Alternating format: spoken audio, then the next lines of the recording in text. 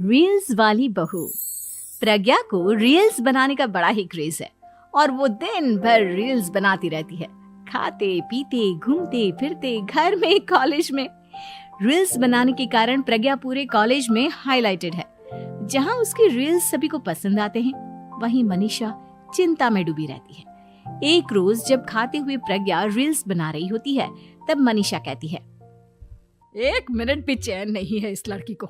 ये नहीं कि खाना तो आराम से खा ले, लेकिन नहीं, अरे थोड़ी देर रील्स नहीं बनाओगी तो आसमान नहीं टूट पड़ेगा। अरे मम्मी, इसी को तो कहते हैं डिटर्मिनेशन। तुम नहीं समझोगी ये सब। हे भगवान, इस लड़की को सद्बुद्धि दे। जब देखो तब टेढ़ा बाका मुंह बनाती रहती है। मनीषा की बात का प्रज्ञा पर जरा भी असर नहीं होता और वो खाते खाते रील्स बनाती रहती है। दिन बीतने लगते हैं और देखते देखते प्रज्ञा का कॉलेज भी खत्म हो जाता है। आए दिन कोई ना कोई मनीषा को प्रज्ञा की शादी करवाने का सुझाव दी जाता है। सब ठीक ही कहते हैं, प्रज्ञा की शादी कर देनी चाहिए। अपने घर के काम काज में व्यस्त हो जाएगी तो खुद ही ये रील्स और नाच गाना बंद हो जाएगा। मनीषा और प्रेम प्रज्ञा के लिए एक अच्छा लड़का ढूंढने लगते हैं और तभी विकी का रिश्ता प्रज्ञा के लिए आता है, जिसने प्रज्ञा को उसकी रील्स देखकर पसंद कर लिया था।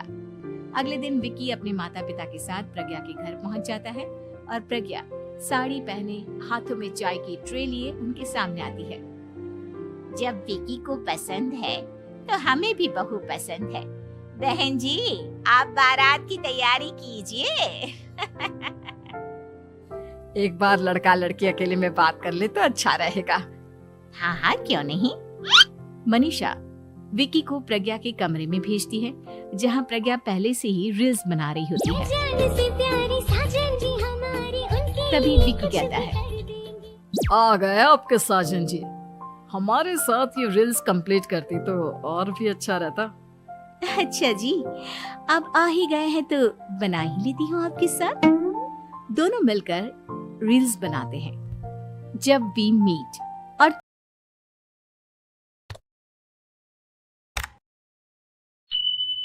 तुरंत पोस्ट भी कर देते हैं। फिर विकी कहता है, जब आप साड़ी में चाय लेकर आए तब मुझे लगा कि कहीं मैं गलत घर में तो नहीं आ गया। अब सही है।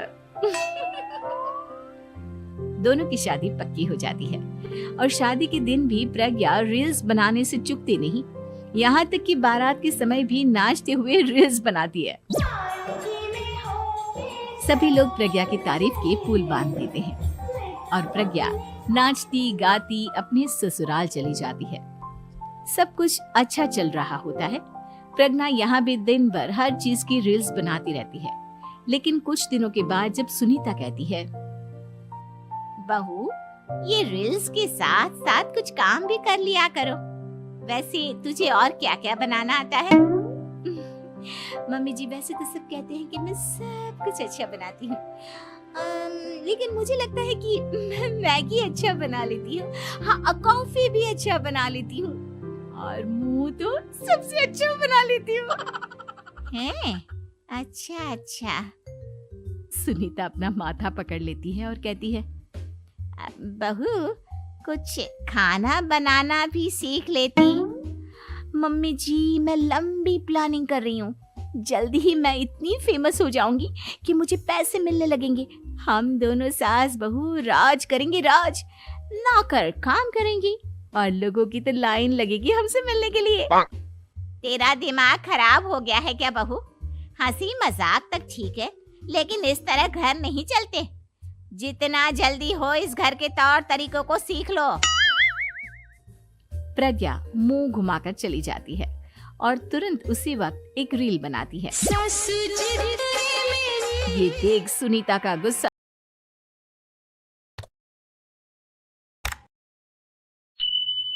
सातवें आसमान पर चला जाता है और विकी के घर आते ही सुनीता उसे सब कुछ बताती है। विकी भी अब प्रज्ञा की इन हरकतों से परेशान हो जाता है। तुम टेंशन मत लो मम्मा, मैं देख लूंगा। विकी कमरे में जाता है तो देखता है कि प्रज्ञा रील्स बना रही है। विकी बड़े ही प्यार से प्रज्ञा से कहता है, प्रज्ञा, इन सब के लिए मैं तुम्हें मना नहीं कर रहा हूँ, लेकिन फिर भी हर वक्त तो ये अच्छा नहीं लगता ना। समझने की कोशिश करो, मुझे भी तुम्हारा थोड़ा वक्त चाहिए। मैं जब ऑफिस से आता हूँ तो मुझे समय देने की जगह इसी में लगी रहती है। तुम ज्यादा ही सोच रहे हो। तुम भी मेरे साथ रील्स बनाओ ना, तुम्हें भी बहुत अच्छा लगेगा। तुम्हें इज्जत से कोई बात समझ में नहीं आती क्या?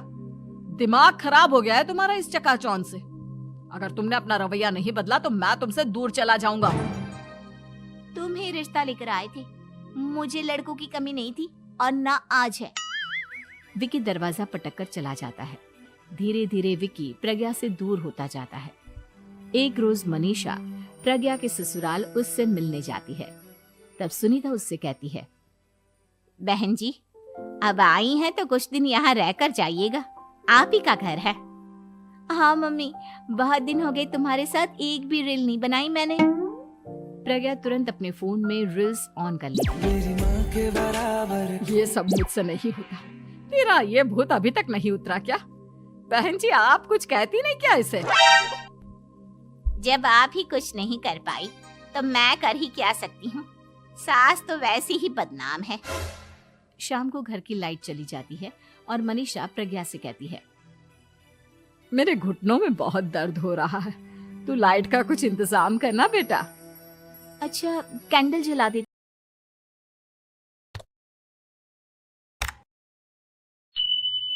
मम्मा। प्रज्ञा गाते हुए कैंडल जलाती है और खिड़की के पर्दे के पास रख देती है। मनीषा, जिसे बहुत दर्द हो रहा है, वो सो जाती है और प्रज्ञा हमेशा की तरह अपने रील्स में लग जाती है। उधर कैंडल की वजह से पर्दा आग पकड़ लेता है और मनीषा के कमरे में आग लग जाती है। बचाओ, कोई है, बचाओ।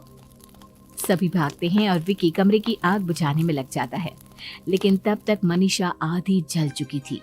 मनीषा की हालत देख प्रज्ञा रोने लगती है। विकी मनीषा को तुरंत हॉस्पिटल ले जाता है और उसे एडमिट कराता है।